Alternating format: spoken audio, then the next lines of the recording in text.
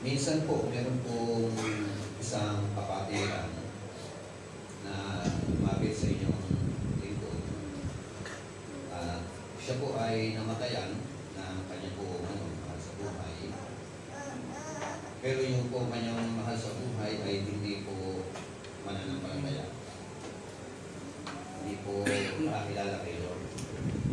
So sabi niya, Bishop, baka po pwedeng puntahan mo yung pamilya namin o mag-share ka at ipag-pray yung namatay na kapag-anak ko. So, kayo, Pastor Pet, ang kasabihan ng gano'n na ipag-pray yung namatay na kapag-anak. So, anong purpose ng prayer? Ano ang layunin ng pagpapanalangin po sa namatay na kapag-anak ng mananampalataya na hindi Kristiyano? Yun po ba ay pwede pang panalangin mula sa purgatorio? Umangon? Punta ng kalangitan? So, yan pong kamatayan po o pag namatay ang isang tao. Kapag ka hindi nakakakilala sa Panginoon, tiyak po na hindi naman natin inakatulan. Tiyak po na sila po ay papunta po doon po sa lawang apoy na naglalagaw-lag na supre. Kaya ganyan po kahalaga ang tinatawag na preparation hanggang tayo po ay mga nangabubuhay pa. Para lalo maging klaro ang ating po pinag-uusapan. Sa pag-uusapan sa umaga po ito, ang title, The Soul Who Sins Will Die. Tayo pong lahat ay lumayo.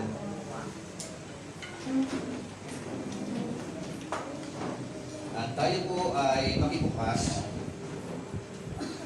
una sa Ezekiel, Kapitulo 18, talatang 1 hanggang talatang 4. Na ang sabi po diyan, sinabi sa akin ni Yahweh, ano ba ang ibig ninyo sabihin sa kasabihan ninyo?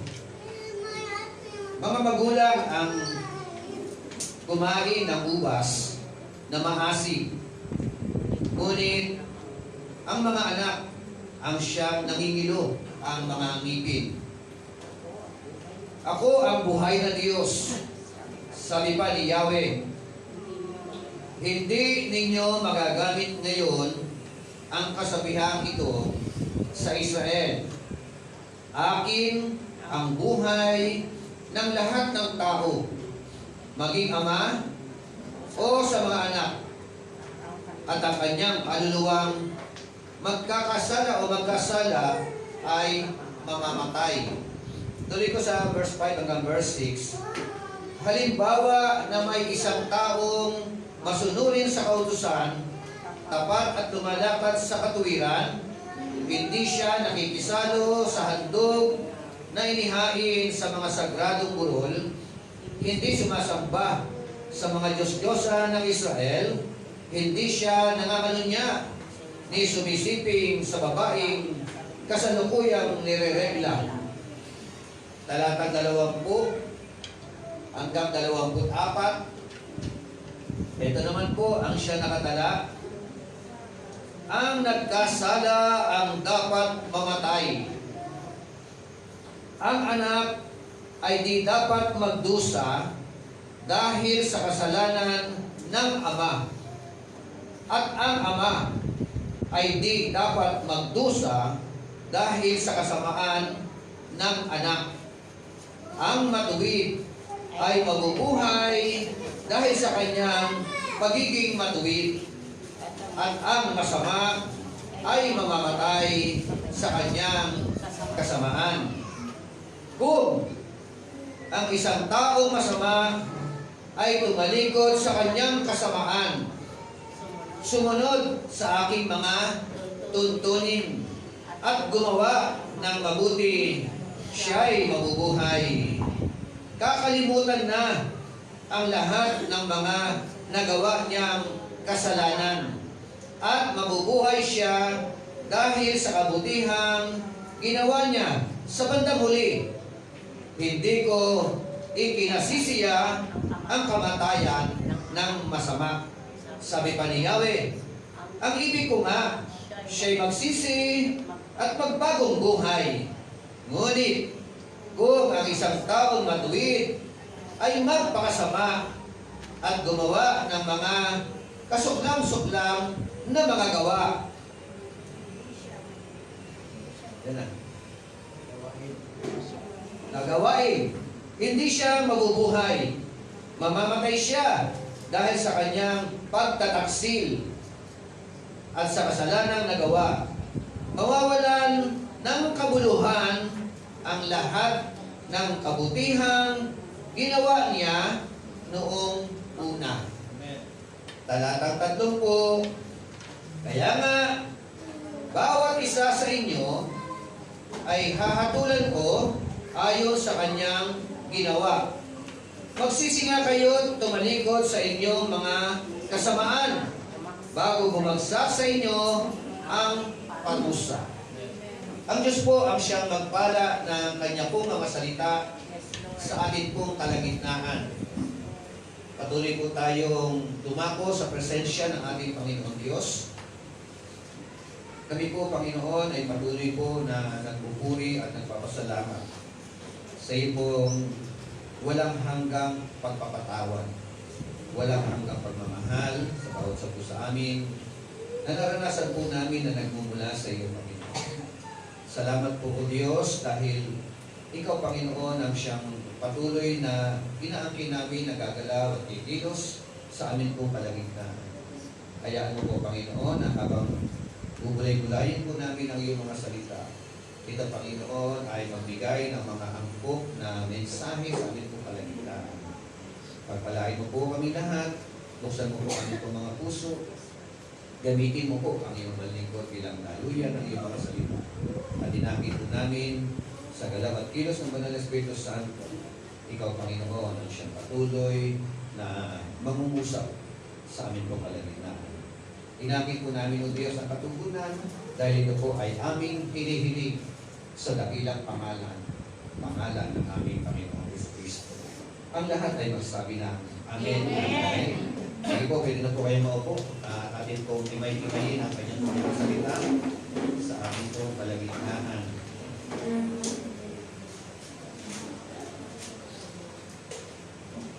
The soul who sins will die.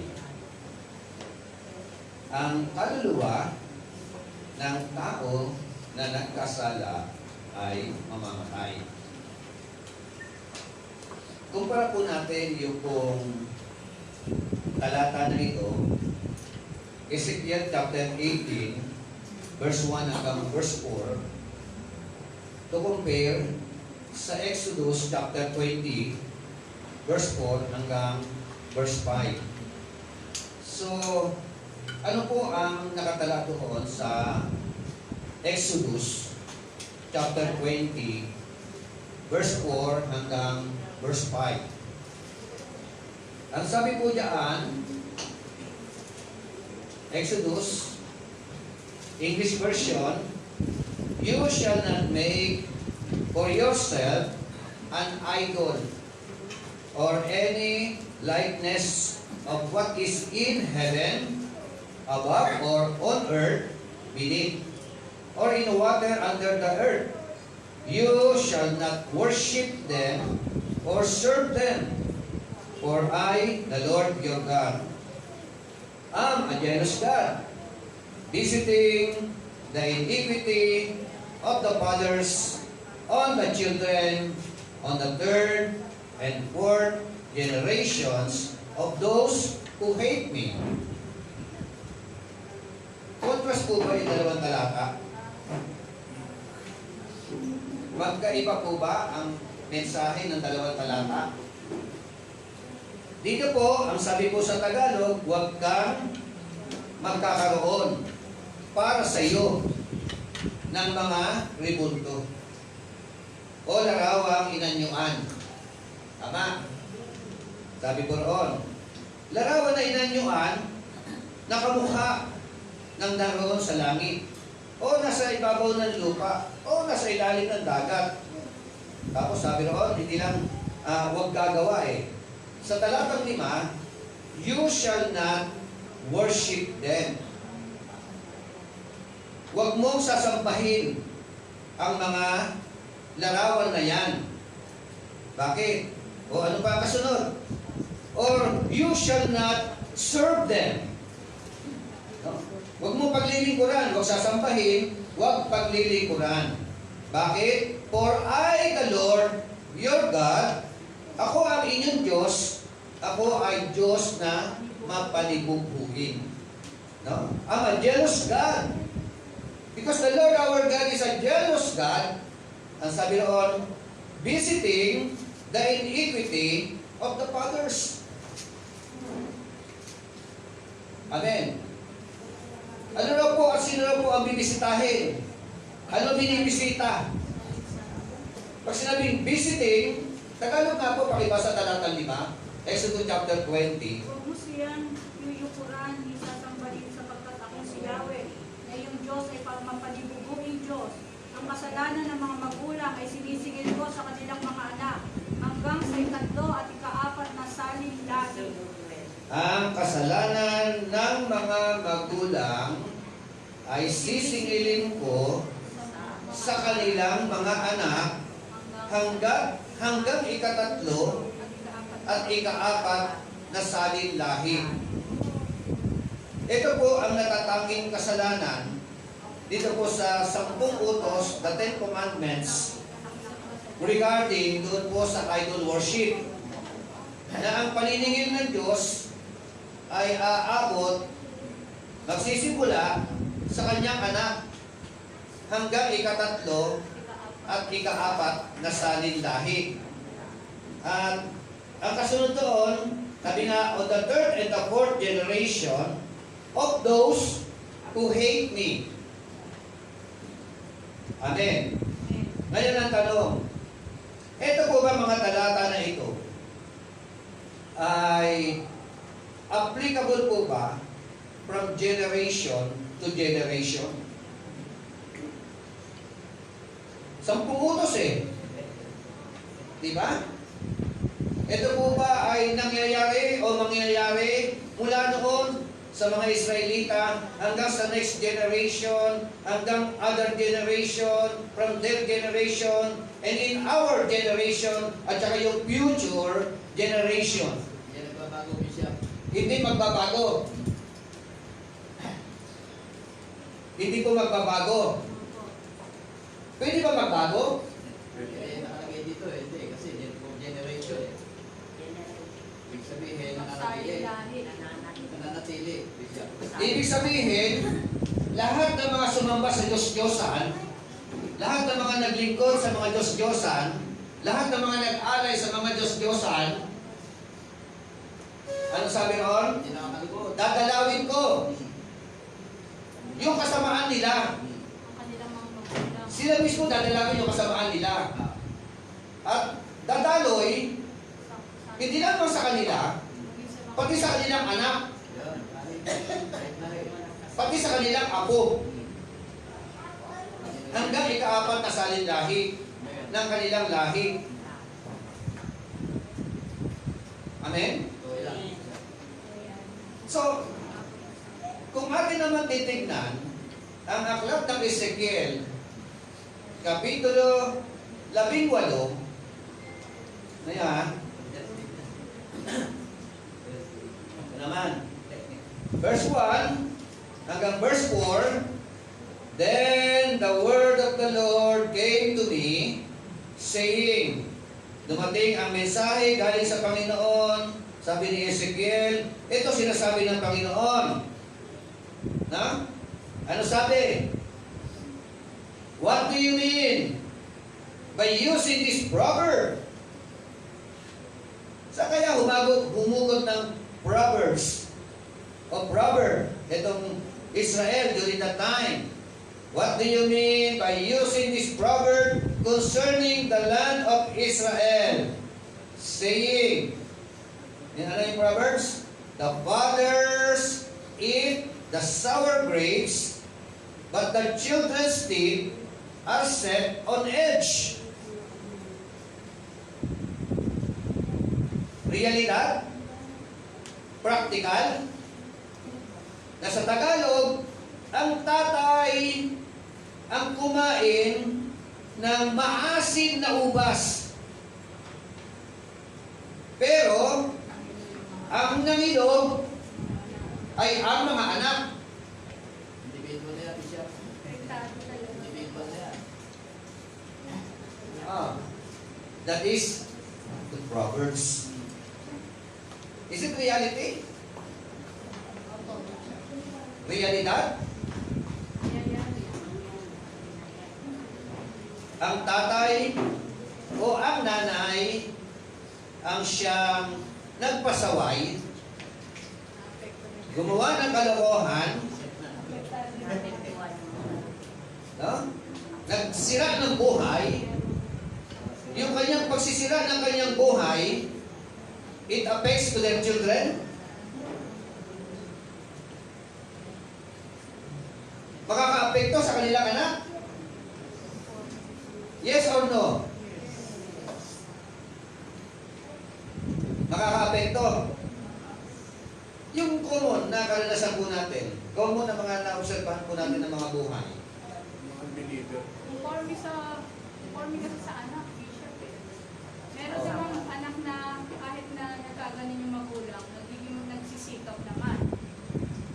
Okay? Sa tao, Di ba? Ito lang ang mga praktikal. Binigyan tayo ng pagkakataon ng Panginoon. Gumanda buhay. Kumita ng maayos. Di ba? Magkamahal ng pera. Kasi nga, maganda yung kita. Pero ang problema, yung tatay at saka yung nanay, nagwaldas. Ginamit ang kanilang mga source of income na pinagkakitaan during that time sa sugal, sa babae, sa lalaki, or everything. So what happened? Dahil nagwaldas o nagwala ang mga magulang, apektado yan. it affects to their children. Opo.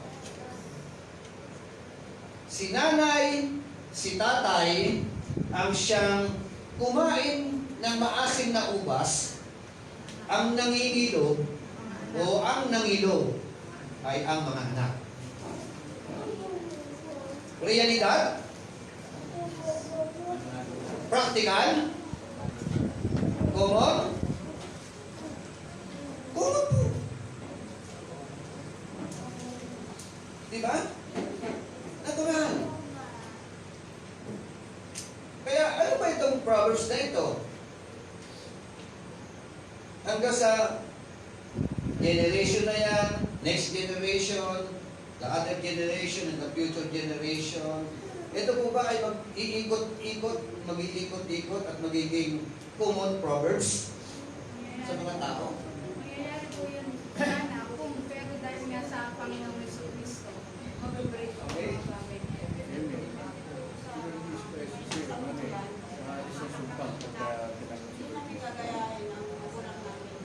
Diba, ganda-ganda ng buhay ng mga magulang. Ayun nga, binalkas ang pera o sa kaparaanan. Bandang huli, naubos ang pera. Bandang huli, nagkasakit. Nagkasakit, namatay. Ano naiwan niya? Sa kanyang pamana para sa kanyang mga anak. Di ba? Ang pamana na naiwan, sama ng loob, hinanakit, utang. Tama ba? Ang nanay o ang tatay ang kumain ng maasim na ubas, ang nangilo o ang nangingilo ay ang mga anak. Ang effect. Kasalanan. yun. Puputol lang yan, Bishop. Kapag Tinanggap ang Panginoon Yesu Cristo. Di ba? Pwede bang mawala na yung ganun kasi. Kasi, tingnan nyo ha, ang tingin ko dyan, sa Proverbs na ito, hinugot yan dito sa Exodus. Tama? At kung pwede meron pang isang pinaghugutan, kasalanan ni Adan at saka ni Eva. Nagmula yan, Bishop. Bikot. Di ba? Kasalanan ni Adan at saka ni Eva. Ganda-ganda na kanilang kalalagayan doon sa Hardin ng Eden. May fellowship sila kay Lord. Sagana ang pagkain. Namumuhay ng makadiyos. Nabubuhay ng tapat at naaayos sa kalooban ng ating Panginoon Diyos. Pero, sila po ay sumuway sa natatanging ipinag-utos ng ating Panginoon. Na huwag ninyong kapainin ang bungang kahoy ng pagkakilala ng mabuti at masama, at kapag kayo ay kumain niyan, tiyak na kayo ay mamamatay. The soul who sins will die. Okay? Ngayon po, kapag ka ang Kristiyano po ba namatay,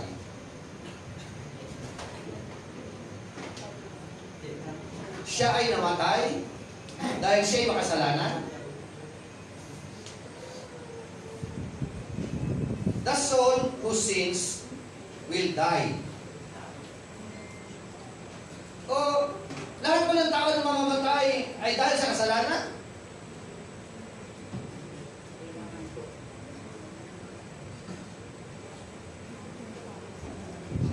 Ano po ang ating pong mga masasabi? Bakit sinabi noon? Pagka dumating ang panahon na kayo ay kumain niyan, tiyak na kayo ay mamamatay. Kumain! Si Adan at saka si Eva, namatay ba? Spiritually. Yung kanan ng katawan hindi namatay. Spiritual. Yung pakikipag-spiritual sa Panginoon. Diba? So, physical, literal, hindi namatay. Pero pagdating sa relational at saka spiritual aspects, sila po ay nagkaroon ng separation from God because of sin. So, it is not literal na namatay ng physical. No? Ang nangyari, nahadlangan. No? Nagkaroon ng gap between man and God, between God and man, because of sin, because of disobedience. Amen? Amen. So, nung sinabi yan, the soul who sins will die. Ang tao na nagkasala, mamamatay. Ang tao na nag-i-enjoy sa kasalanan ay mamamatay. Amen?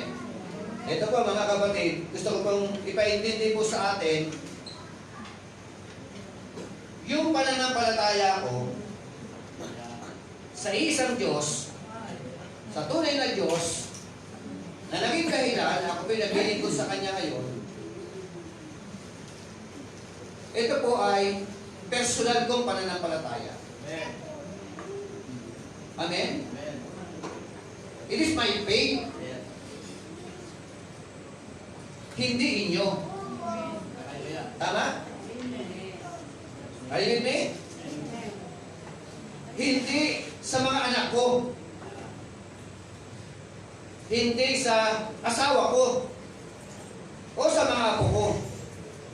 O sa lahi ko. Ang pananampalatayang meron ako, yan ay personal, individual na pananampalataya na ipinanampalataya ko sa tunay at buhay na Diyos. Amen. Di ba pinapalalala ng Panginoon?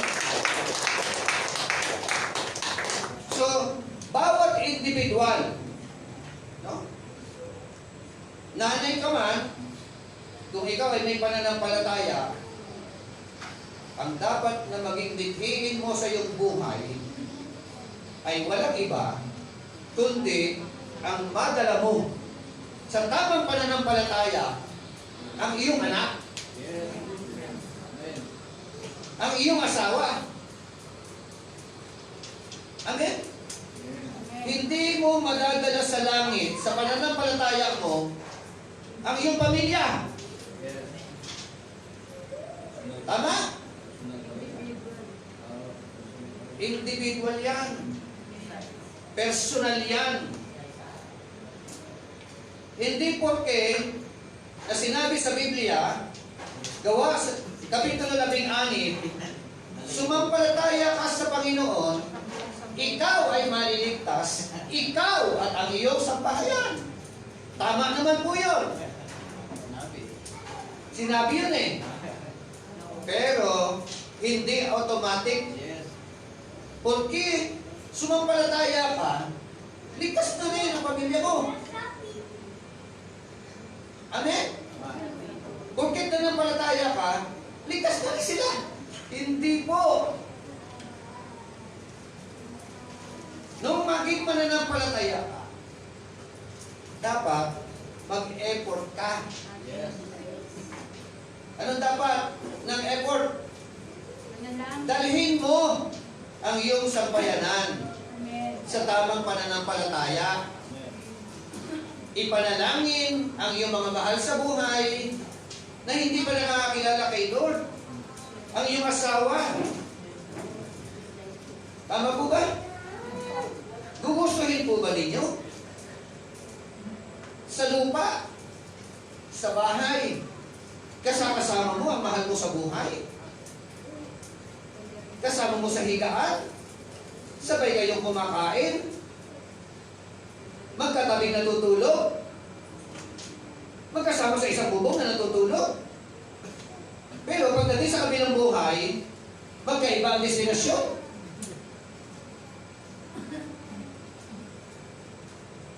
Hello? Amen. Kaya nung sinabi ng isang miyembro, Pastor, namatayan po kami. Kung pwede po bang maggawain kayo doon at ipag-pray ninyo yung aking kamag-anak na namatay. Sa isip-isip ko lang, ano ba klaseng miyembro ito? Hindi niya ba alam ang tamang katuruan? Alam. Ang tamang doktrina? Ang biblical doctrine? Take note mga kapatid ha. Pag ang tao po ay namatay, na wala si Kristo sa kanyang buhay, o wala siya kay Kristo, kahindik-hindik po ang kalalagayan o kahahantungan ng tao na yan.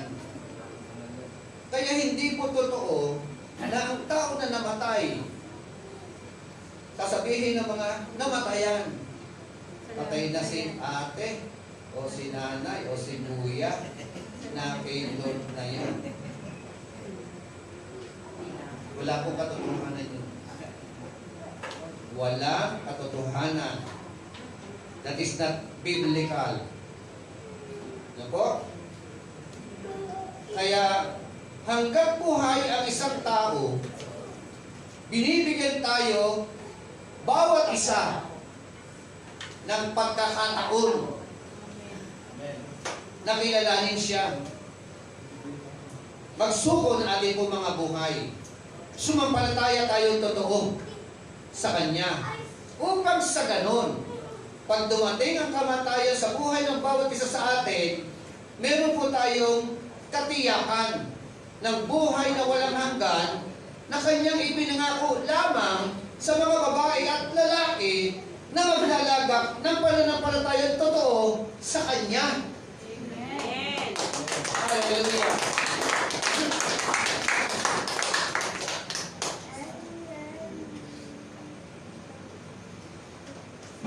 Ngayon, balikan natin. Ang sabi roon, visiting the iniquity of their fathers from his children and to the third and the fourth generation. Meron pala tinatawag na visitation. No? Ano yung visitation? Binibisita o visitation na tinatawag na inequity ng magulang. Sino maapektuhan? Anak. Pangalawa maapektuhan? Apo. Sunod, apo sa tuhod. Apo sa talampakan. Abot ba doon? Third and fourth generation. So, sabi ulit, what do you mean by using this proverb concerning the land of Israel and saying, the fathers eat the sour grapes, but the children's teeth are set on edge? That is the Proverbs. That is the common Proverbs. Amen? Kaya, napakahalaga po na ikaw na magulang, lolo, lola, nakakatanda o matanda sa pamilya, kailangan po magsimula sa atin yung tinatawag na tunay na pananampalataya. Amen? Amen. Ikaw ang dapat na tumayo sa pananampalataya. No? Tayuan at tindigan ang pananampalataya meron ka. At hindi ka dapat pumayag na ikaw lang ang may pananampalatayang ganyan. Amen. Bakit? Mga ang katotohanan po dito. Lahat po ng tao sa mundo unpredictable kung hanggang kailan tayo mabubuhay dito sa mundo na ito. Kahit Kristiyano ka pa, kahit mananampalataya ka pa, lalo na ang hindi mananampalataya. Diba? Amen. So, in other words, kung meron kang mga mahal sa buhay na hindi mo kasamang naglilingkod kay Lord, pananagutan mo yan. Amen? Sagutin mo yan. And by hook or by crook, kailangan kang gumawa ng hakbang at paraan upang ang mahal mo sa buhay na yan, na minamahal mo, ay makasama mo pagdating doon sa kabilang buhay sa piling at presensya ng Panginoon. Amen po ba? Amen. So, yan po yung mga katotohanan. Alala ko lang, bakit ganito naman? Like for example, nagloko ang magulang. Na-divide ang family. So, chaos, wasak ang pamilya. Pero silang, for example, 6 na anak. Pero, sa 6 na anak na yan, yung 4, nagloko. Ang kanyang katuwiran, wala eh.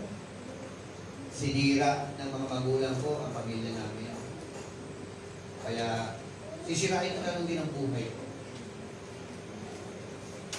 Di ba meron ganon? So, yung inequity na nagawa ng mga magulang, ibig sabihin, nag-transfer sa kanilang anak. 6 anak, yung 4 sinundan ang yapak ng magulang, nagpakalo namin, nagpakadoko namin. Yung 2, nag-isip, sabi nila, nasira buhay namin. Nakita ko kung gano'ng ka-worse ang relationship ng aking mga magulang. Kung paano kapangit. Pag ako nagkapamilya, hindi ko gagayahin ang naging buhay nila. Ayusin po ang buhay ko. Ilalak ako sa Panginoon. Ano yung pagkakatiwala ko sa Panginoon? Amen. Amen? Doon sa 4 na anak, the iniquity of their fathers and their mother, they eat the sour grapes, sila po ang nangilo. Bakit nangilo? O pwede bang hindi ka mangilo? Pwede ba yung anak ay hindi mangilo? Pwede o hindi? Pwede. Pwede po hindi. Ha? Pwede po hindi mangilo. Pwede hindi mangilo. Nagmula sa kanila yun eh. Pwede. Katulad na yung kwento ko eh. 6 ang anak niya. Nagloko ang mga magulang. Nasira ang buhay ng mga magulang. So yung 4 na anak, ginaya ang mga magulang. Nagpakasira na rin. Naapektuhan sila sa ginawa ng kanilang mga magulang. May 2 anak. Inayos ang isip. Yun. Di ba? Tama. Tinama ang lahat. Lalo tigit kinilala ang ating Panginoon Diyos. Ibig sabihin, dito sa 4, tuloy ang sumpa. Sa 2, naputol ang sumpa. Amen. Tama? Amen. Okay. Talatang 3. Sabi ng talatang 3, but, sabi roon na, as I live, declares the Lord our God. Meron po siya deklarasyon. Nako, anong deklarasyon ng ating Panginoon Diyos? As I live, habang ako'y buhay, ay hindi mo mamamatay ang Diyos. Habang ako'y nabubuhay, sabi ng talatang 3, sabi ng Diyos, you are surely not going to use this proverb in Israel anymore. Amen? Surely. Pwede na hindi na mangyari o maging kawikaan ang kawikaan na ito sa Israel, sabi po doon. Pwede rin ba sa atin? Pwede rin. Kung sa kanila pwede, pwede rin sa atin. Lalo siya. Mas lalong pwede sa atin. Kasi Kristiyano na eh. Amen? Lalo sa atin.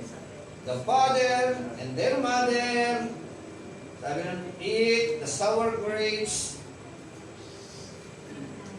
But the problem, ang nangilo, anak, at pwedeng umabot sa other generation. Amen? So, pero, ito po ay nagkaroon na ng tinatawag na sabi ni Lord mismo, ang Diyos mismo, ano? Ito ang sinasabi ko at sabihin mo sa kanila, sabi kay Ezekiel, na yung kawikaan na ito ay hindi na dapat na maging kawikaan sa bansang Israel. Amen? Ang kawikaan na ito ay hindi na dapat na maging kawikaan sa mga tao. Kaya lang, meron po siyang tinatawag na kung. Subalik. It is not automatic. May pasubali. Yes. Amen. Kaya sinabi ng talatang 4, verse 4, behold, all souls are mine. The soul of the Father, as well as the soul of the Son, is mine. The soul who sins will die. Amen? Amen. Ang sabi niya, eto, ang tandaan ninyo. Akin na. Ang kaluluwa ng mga ama akin. Parang sinabi ng isang isang preacher ngayon, no? Yung kaluluwa nyo, akin. Kaya kailangan ninyo magpatala. para maligtas kayo sa akin. Yun ay mapagpanggap na preacher sa atin po kapanahunan. Yes. Yun ay blasphemy. Diba? Ang Diyos po ang siyang nagmamay-ari ng kaluluwa o buhay ng mga tao. Tatago lang yung- Amen? Tatay ka man, nanay ka man, anak ka man, no? Your soul, all souls, is mine. Amen? Kay Lord. Ayaw ko na bagilin yung pangalan niya, no? Tatago- Kay Lord. Tatago na yan.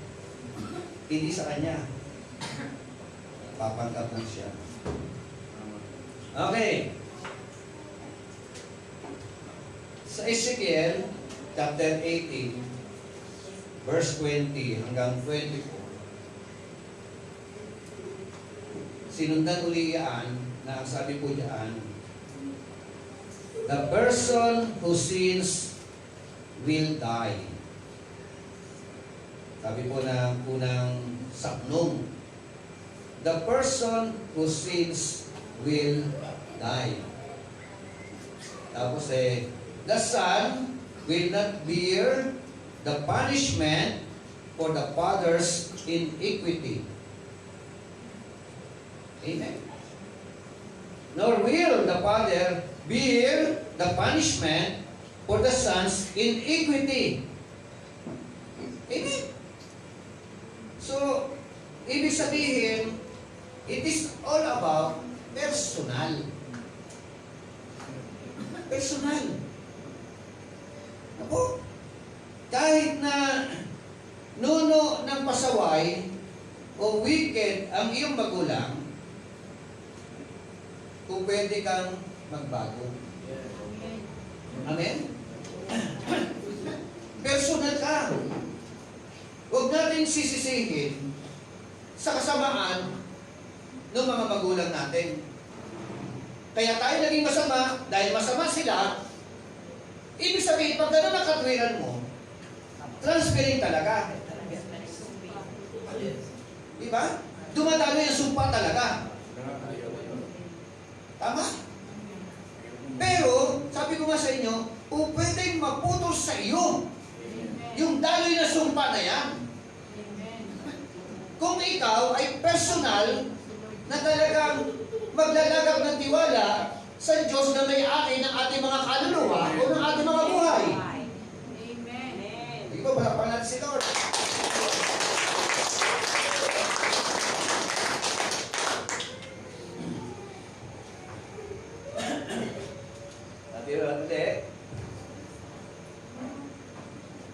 The son will not bear the punishment for the father's iniquity.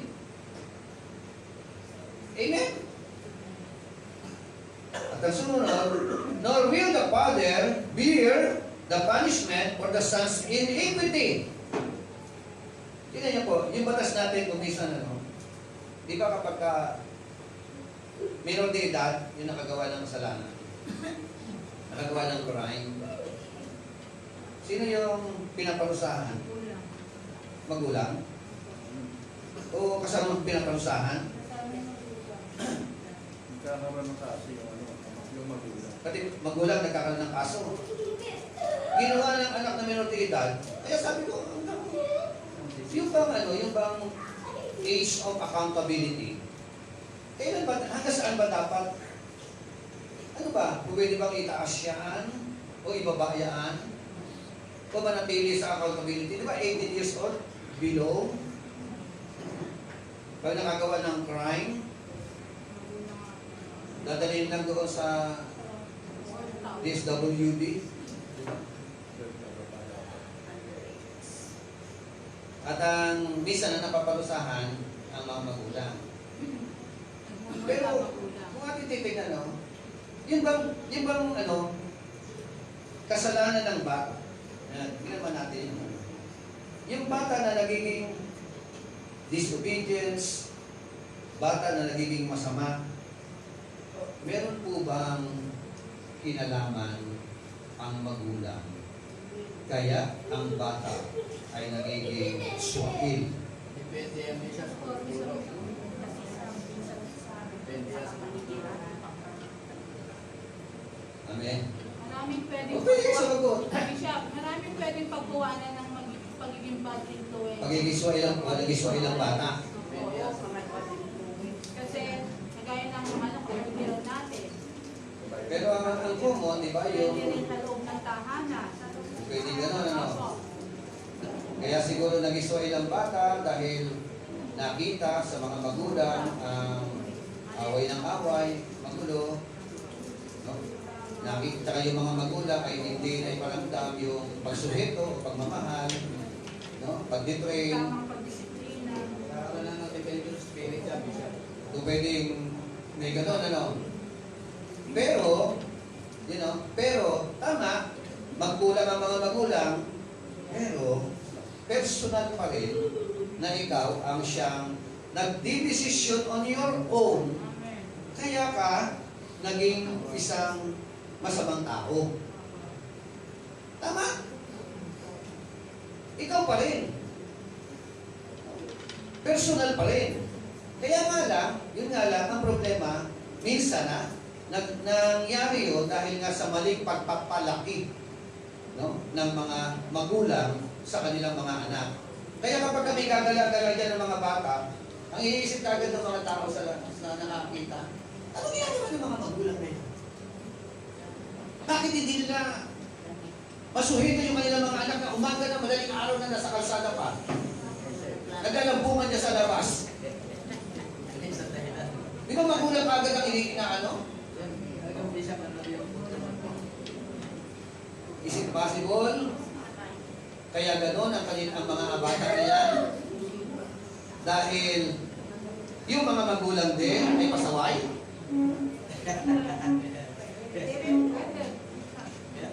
Hello? Dahil yung mga magulang din ay gano'n din ang kanilang mga ginagawa. Walang malasakit at walang pagmamahal sa kanilang mga anak. Walang care. Possible. Okay, Ray, sige. Ito, si Kuya Ray, marami ng karanasan. Ano? Bishop, para sa akin, walang magulang na ginusto ang anak mapasama. Walang Walang magulang na gusto mapasama ang mga anak. na gusto mapahamak ang Ngayon mga- po, ito lang isa. Lahat ng matuwid, ibibigay ng magulang sa anak.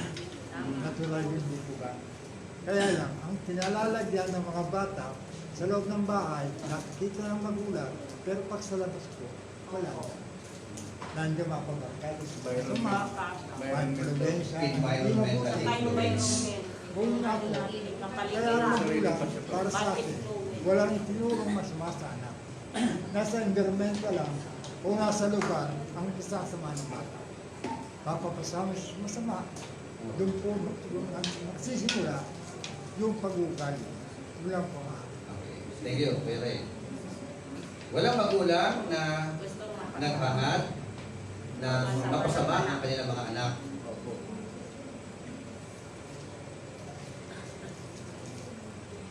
Yun ba yung common?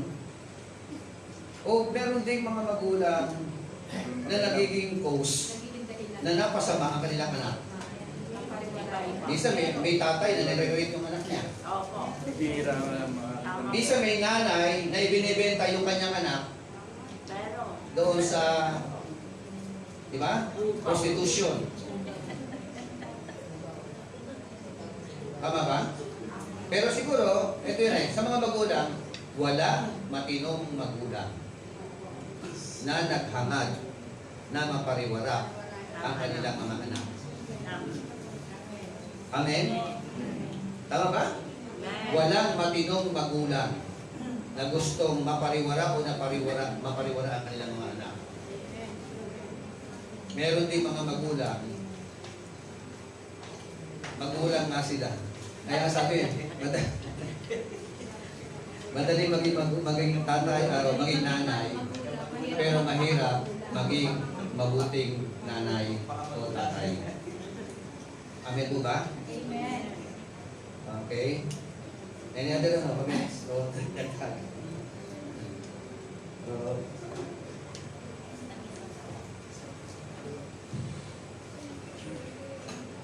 Kaya kumisa, yun nga, yung lifestyle ng magulang, nagiging lifestyle ng mga anak. Pagka wicked ang magulang, nagiging wicked ang mga anak. Pero, lagi mo may pero eh. May laging pasubalik. Kasi lahat tayo, yan galing eh. Diba? Galing tayo sa broken family. Galing tayo sa unhealthy relationship. Galing tayo sa isang pamilya na talagang hindi mo may pagmamalaki. But by the grace of the living God, nung ikaw ay makakilala kay Lord, nagbagong pananaw. Amen? Yung totoong mga nakakilala sa Panginoon na Amen. nagbago ang isip. Amen. Amen? Yung mali, itinama. Amen. No? Yung tama, lalo inayos. Hindi ko ba? Okay, tuloy natin yung ating pinag-usapan. Ito po. The person who sins will die. Ibig sabihin po dito, individual ang usapan. No? Amen.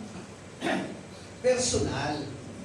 No? Ang taong magkasala o nagkakasala o nag-i-enjoy sa kasalanan ay mamamatay. At hindi mo po pwedeng isisi yan kay anak.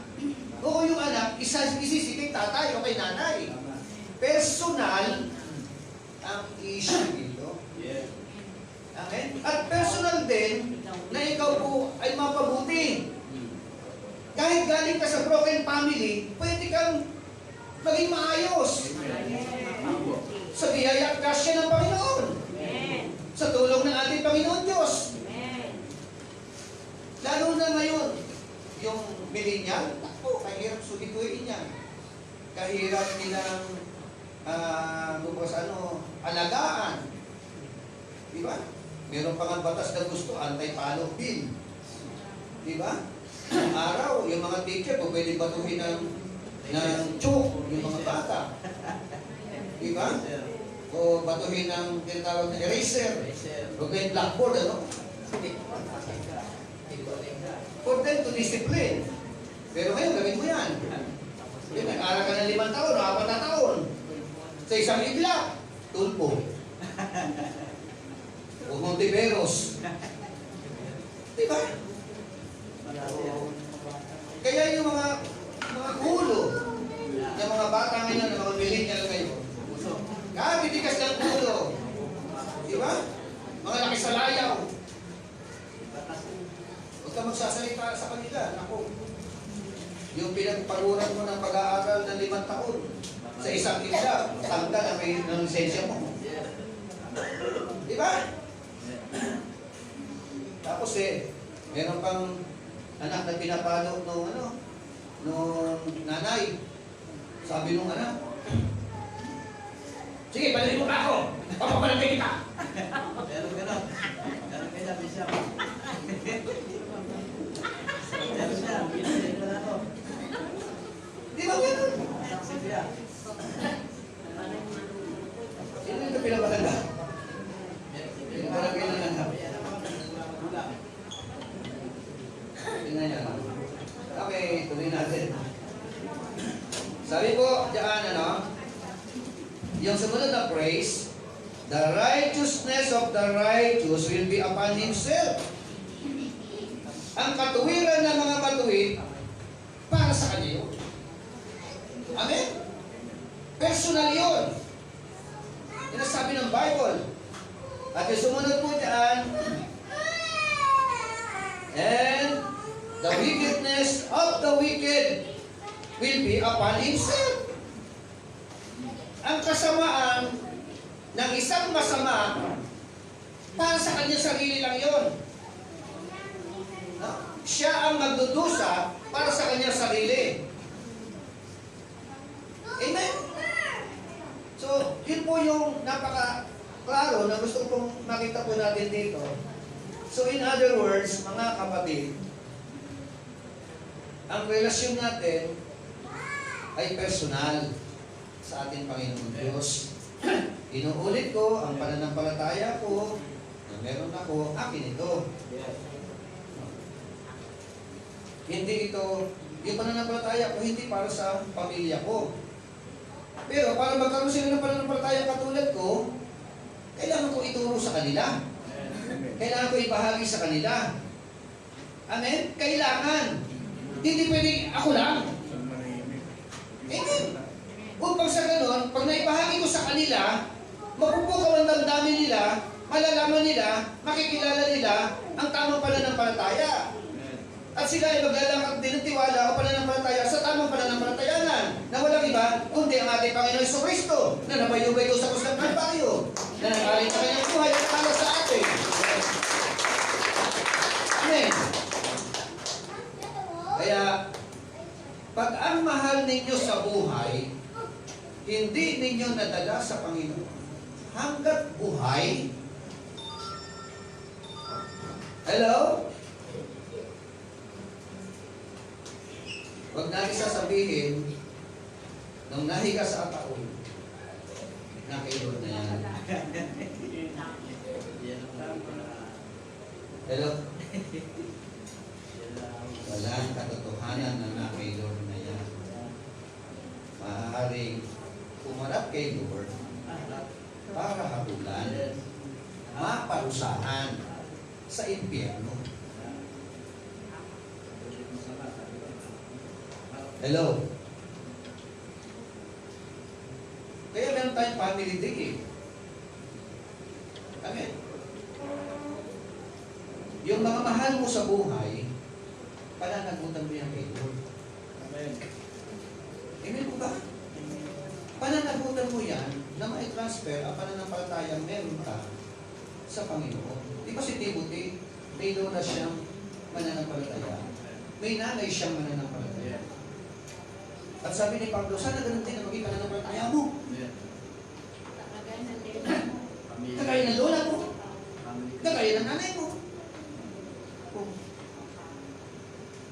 Amen. Habang nakaupo kayo ngayon daan,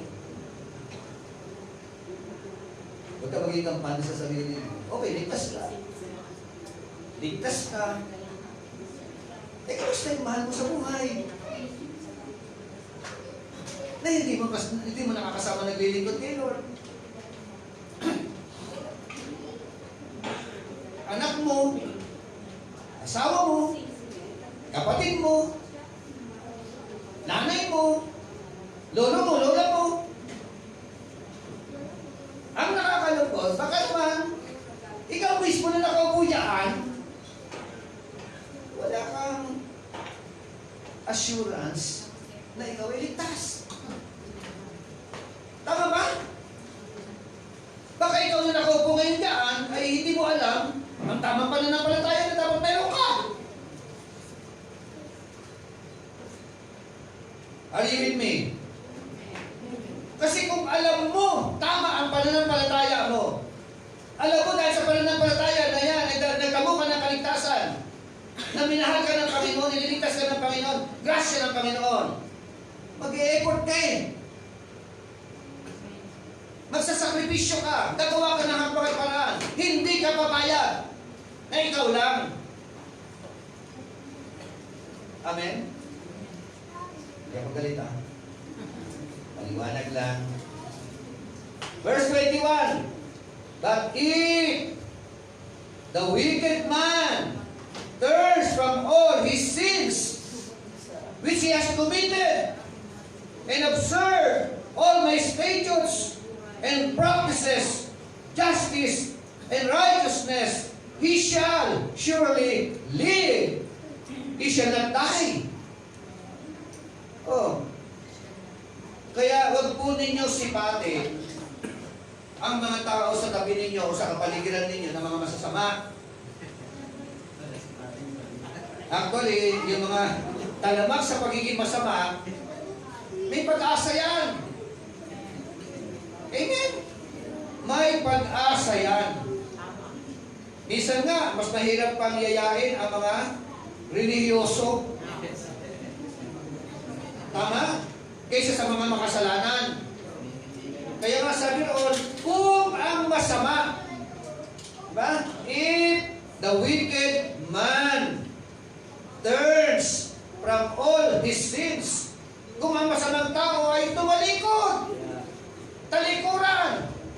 kanyang kasalanan, ang kanyang mga kasamaan. Yan ang sinasabi ng Bible. Amen? Anong mangyayari? Sabi noon He has committed and observed all my statutes and practices justice and righteousness. He shall surely live. Tiyak na mabubuhay siya. At hindi siya mamamatay. Amen? So, may pag-asa para sa mga masasamang tao na sila po ay makapagbago ng kanila po mga buhay. Walang bagay na imposible sa Panginoon. Ano nakakatuwa kay Lord? Gano'n ka man ka makasalanan, gano'n man katalamag na ikaw ay makasalanan. Pag ikaw ay nagpapakumbaba sa kanyang harapan at lumalapit sa kanya ng punong-puno ng pananampalataya at pagtitiwala, ang dalawang kamay ng ating Panginoon ay kanyang iuunan at kanyang iyayakap sa bawat isa po sa atin. Amen? Glory to God. Isa nga yung mga talamang sa kasalanan pag nagmahal matindi kaysa sa hindi ka makasalanan. Amen? Okay. So, sumunod po, verse 22, all his transgressions which he has committed will not be remembered against him. Amen? Tingnan nyo, no? Ang sabi po diyan, lahat ng kanyang kasalanan, kasamaan na kanyang nagawa, hindi na raw aalalahanin pa ng Diyos. Amen? Amen. God will not remember. Kaya napakalawak ng grasya ng ating Panginoon Diyos. Bukas na bukas ang biyaya at grasya ng ating Panginoon Diyos. Gano'n ka man karumi, gano'n ka man kamakasalanan, gano'n man katalamang sa kasalanan, kapag tayo po ay nagnais na tayo po ay lumakad sa Panginoon, isuko ang buhay sa Panginoon, ang sabi po diyan, yung kasalanan niya na nagawa niya ay hindi na aalalahanin ng ating Panginoon. Glory to God. Nung sinabing hindi na aalalahanin, ibig sabihin ba, hindi kinalimutan na ni Lord? Totoo ba yung forgive and forget? Is it true? Forgive and forget? Di ba? Minsan nag-advise tayo sa may bawa, merong nagkagalit. Ganun ka, sister. Patawarin mo. Kalimutan mo. Totoo po ba? Forgive and forget?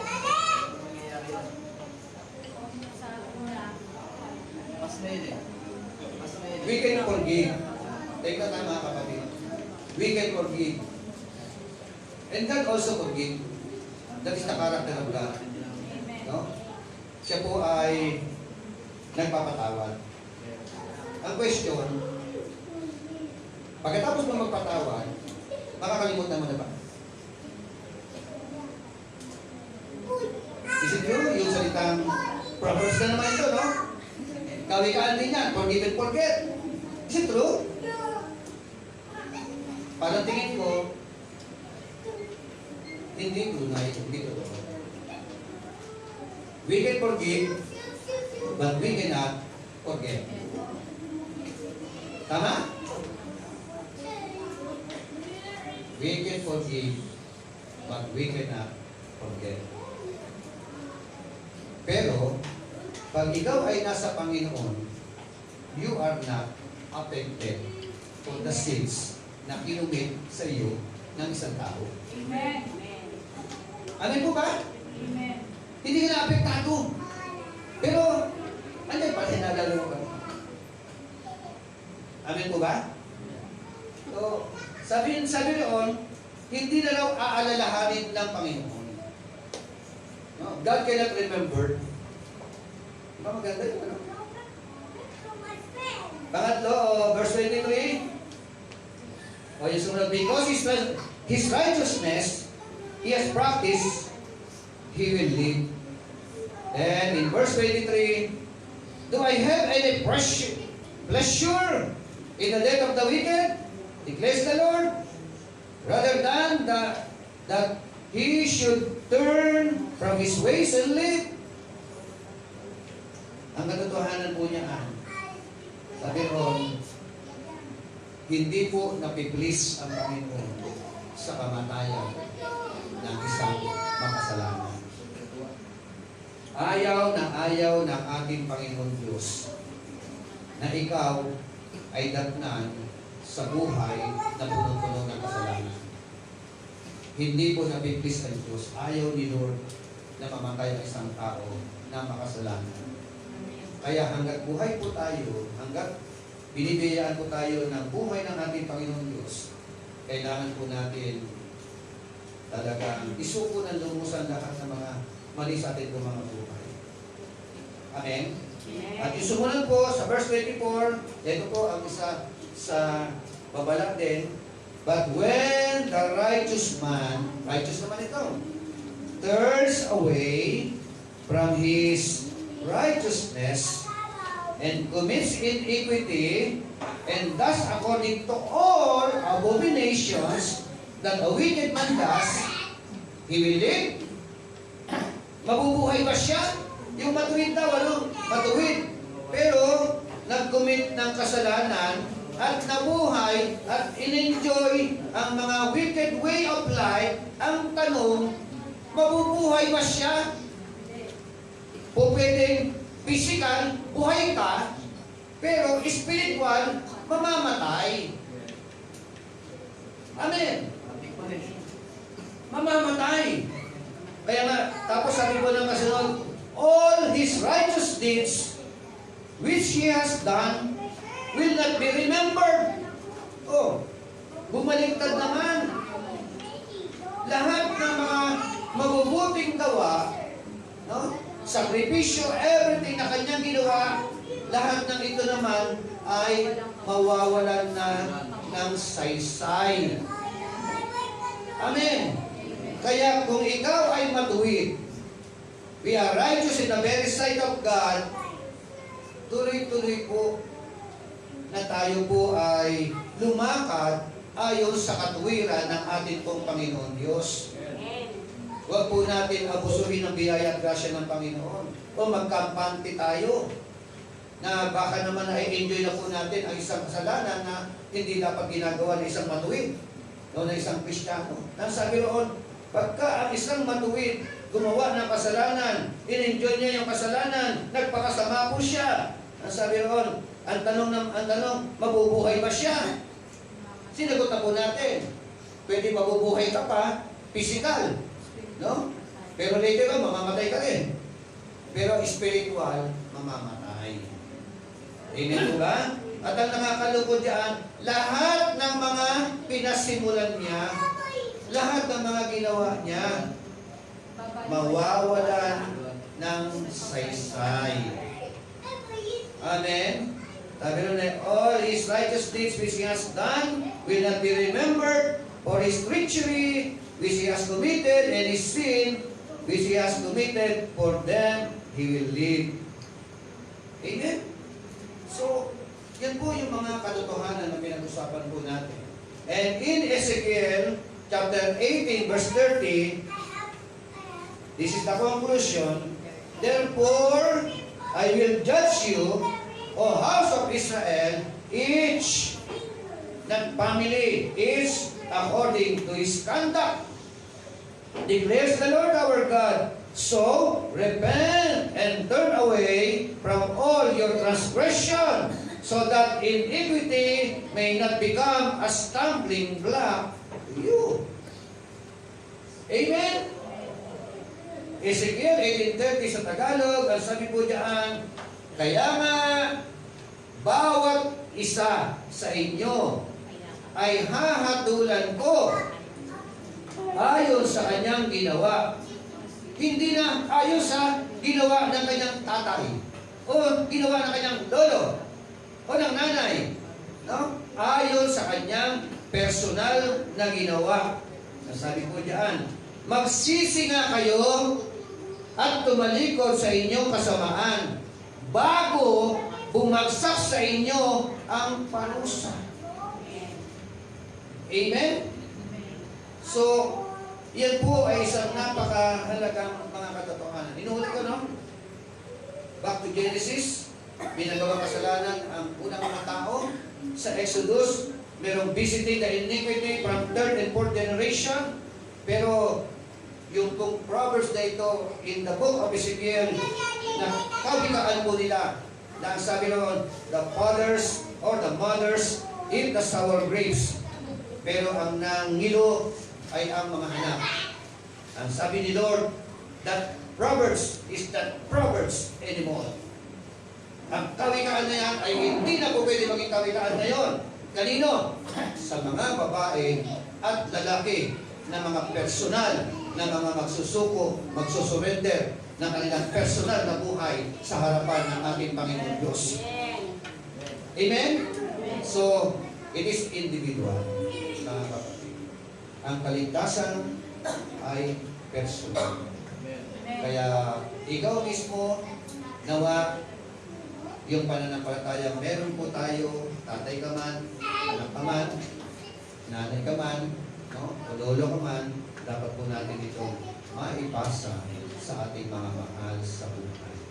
Upang sa ganon, sila po ay magkaroon din ng mga personal na pananampalataya sa personal na Diyos. Amen? Tayo pong lahat ay tumayo. Sabi po ng 2 Peter chapter 3 verse 9, nandiyan pa ba? Nasulat mo sa akin. 2 Peter 3:9. Ito po ang sinasabi ko. Ikalawang Pedro, Kapitulo 3, talatang 9. Ang Panginoon ay hindi nagpapabaya sa kanyang pangako, gaya na inaakala ng ilan.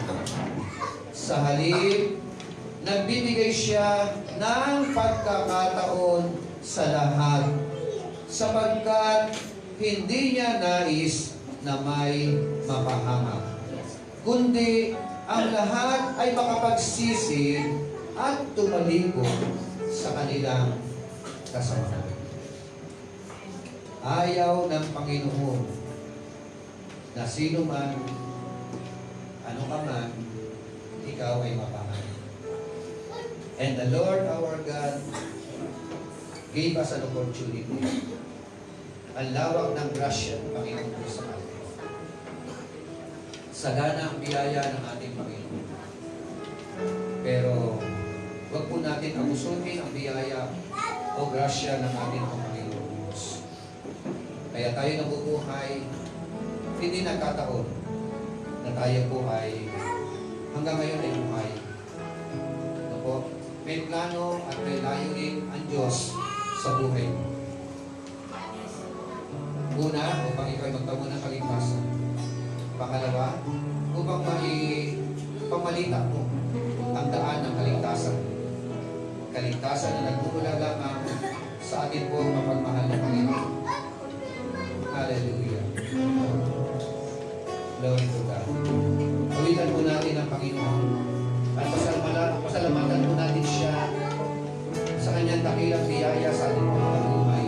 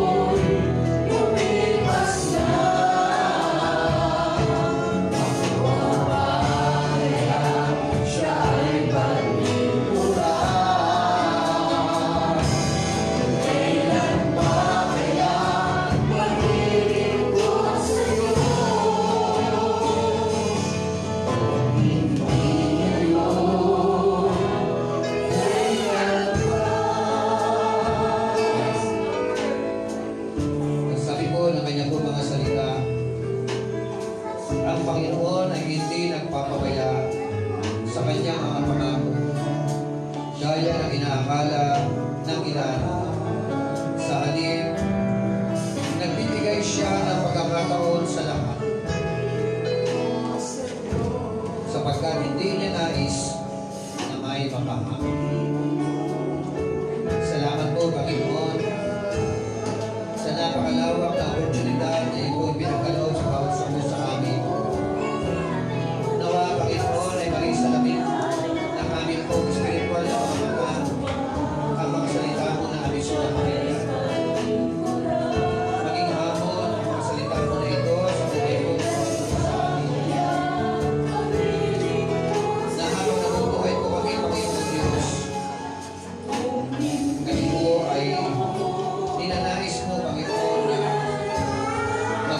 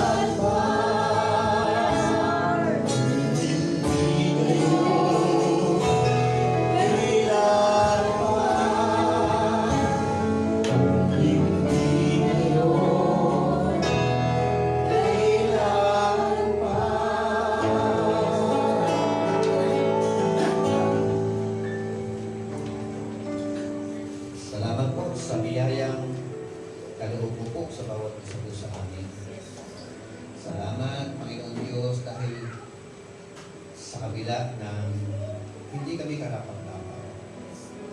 Pero minarapat mo po, Panginoon, na kami ay magdamo ng kaligtasan na nagmumula sa iyo lamang, Panginoon Diyos. Salamat po sa iyong sakripisyo.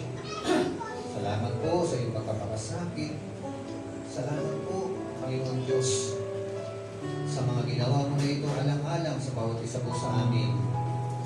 At ito po, Panginoon, ay amin po labis-labis na ina-appreciate, Panginoon Diyos.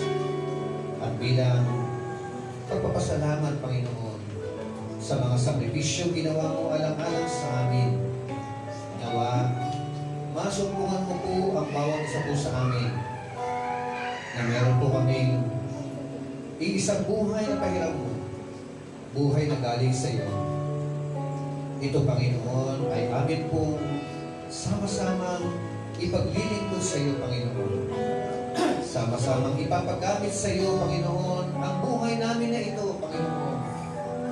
Papagamit namin ang buhay na ito para sa aming pamilya, na maabot po namin, na may pakilala namin, maakay namin, maisama rin namin, Panginoon Diyos, na naglilingkod sa iyo, Panginoon. Ang buhay na ito na pahiram mo ay magamit para sa mga mahal namin sa buhay, para sa mga kapag-anakan namin, para sa mga tao na hindi mo po nakakakilala sa iyo, Panginoon Diyos. Gamitin mo po kami alang-alang sa kanila. Kaya ngayon pa lamang, Panginoon, ipinapanalangin na po namin ang aming mga mahal sa buhay na alam po namin na kapag sila ay dinagdan ng kamatayan, ay walang katiyakan na sila po ay magtatamo ng buhay na walang hanggan. We are praying for them, O God. Maawa ka po sa kanila. Mahabag ka po sa kanila, Panginoon Diyos. Habang nabubuhay po sila, Panginoon, makadaupang palad kanila, makilala kanila bilang Panginoon nila at sariling tagapagligtas. At kung pwede mo po kaming gamitin, Panginoon, bilang instrumento mo para sa kanila, Panginoon. Kami man, O Diyos, na mga nagtamo ng kaligtasan, we are here, Lord, surrendering our life, ourselves, every aspects of our life. Use this, Lord, for your glory. Sa iyo, Panginoon, ang buhay namin, sa iyo ang lakas namin, sa iyo ang lahat sa amin, Panginoon. Para sa iyo ang lahat ng bagay na ito. And we give you praises, glory, and honor. This is our prayer. In Jesus' name, amen.